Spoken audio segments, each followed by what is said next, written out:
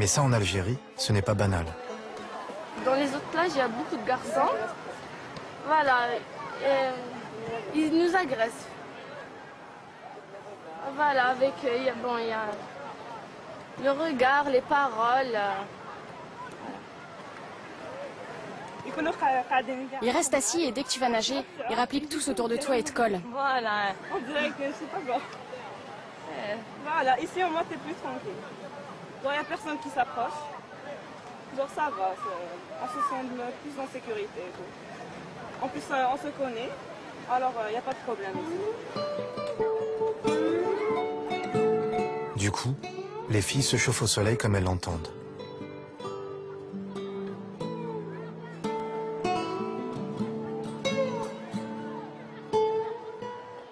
Sur les autres plages du pays, porter un bikini est devenu impossible. Non, ça ne nous gêne pas de voir des personnes en maillot ou en deux pièces. Enfin, chacun fait ce qu'il veut. Voilà. Moi, ça ne me gêne pas de voir des gens, chacun. Moi, je pratique mon islam et je ne me mets pas en maillot. Et les autres, Chacun est libre. Chacun est libre de vivre à sa manière. Chacun est libre de vivre à sa manière. Voilà. À quelques kilomètres, c'est un autre monde.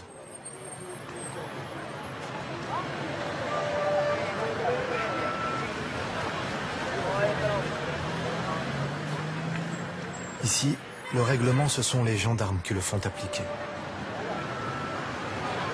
À quelques mètres de l'arrivée, ça soulage la circulation.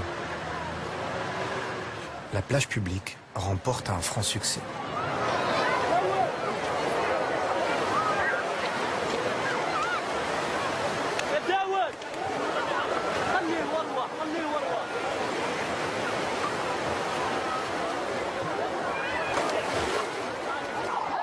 C'est comme ça tout l'été. Les foules sont même plus nombreuses chaque année. Il n'y a pas assez de plages surveillées et relativement propres dans le pays, alors on se tasse aux mêmes adresses.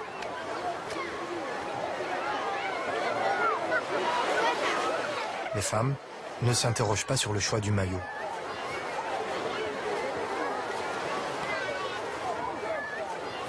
Sur le sable, Amine tient une concession de parasol. Les premiers rangs sont réservés aux familles. C'est l'heure du couscous.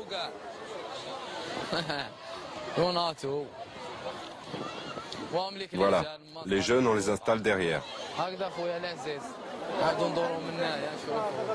Jeunes en Algérie, ça veut dire hommes célibataires. On les place d'office à l'écart. Trop de femmes se plaignent de leurs regards insistants. Il y a bien quelques altercations, mais le plus délicat dans le travail d'Amine, c'est encore de trouver de la place entre deux parasols. On va se mettre là. Elle te plaît notre plage? Elle est superbe. Il y a des familles.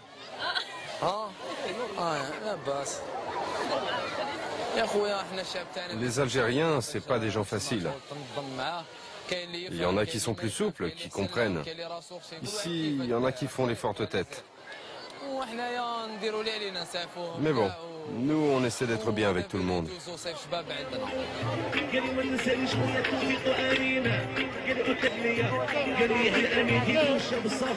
Dans cette foule immense, les seuls à trouver leur compte avec les loueurs de parasols, ce sont les vendeurs de thé et les pickpockets. Malgré la surveillance, les baigneurs doivent toujours garder un œil sur leurs affaires.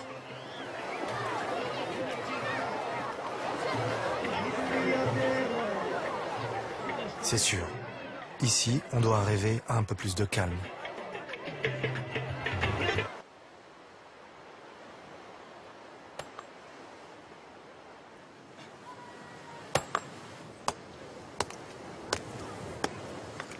Je suis en train de nettoyer la plage et puis en même temps, je suis en train de tailler la pierre pour que je puisse construire avec.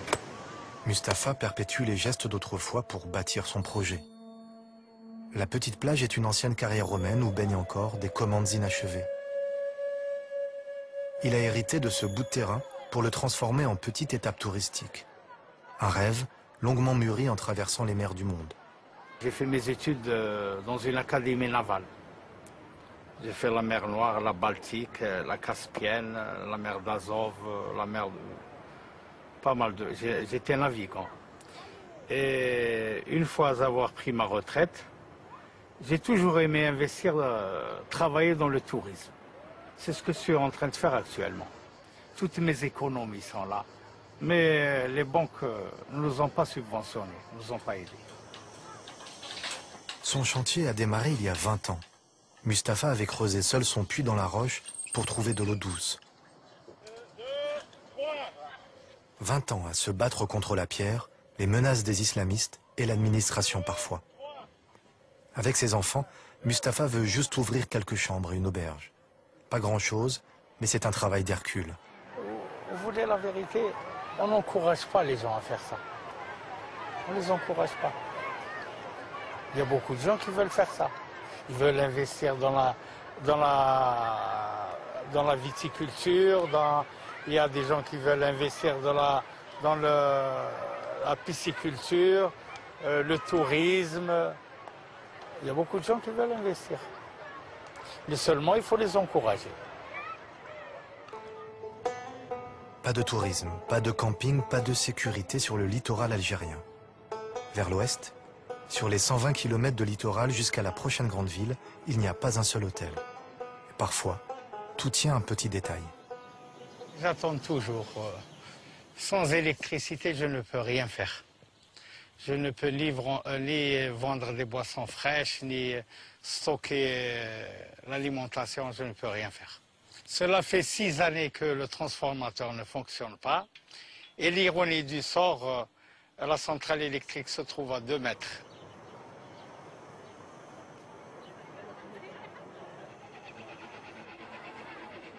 Il y a une éternité, Mustapha a reçu l'électricité pendant une semaine. Depuis, il attend le dépannage de la ligne. Votre correspondant ne répond pas. Veuillez réessayer. Pour faire tourner la boutique, il loue le parking et le barbecue.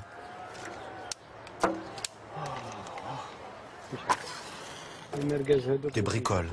Son étape touristique avec chambre et restaurant est encore loin.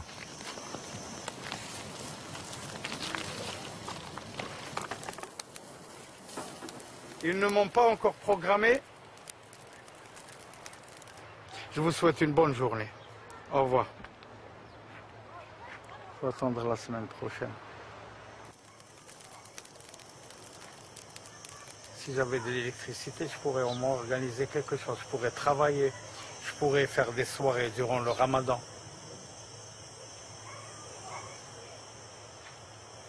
On est à la merci de...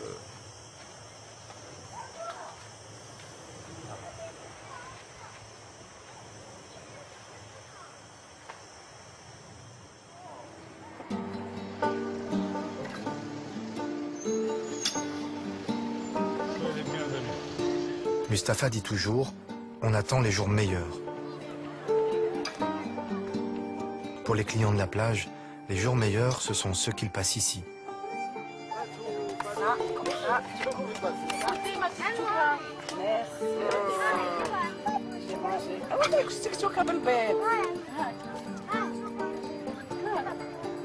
C'est des tartelettes à la tiktouk. Et ça, c'est la tiktouk. C'est elle qui a préparé ça.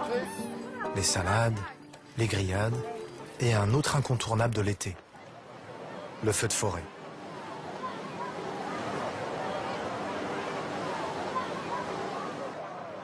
On est loin, mais c'est malheureux de voir toute une forêt disparaître du jour au lendemain. C'est malheureux.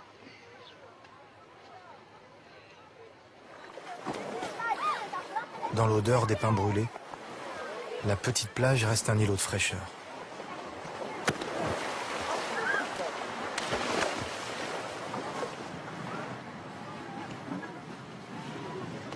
Les familles prennent leurs habitudes.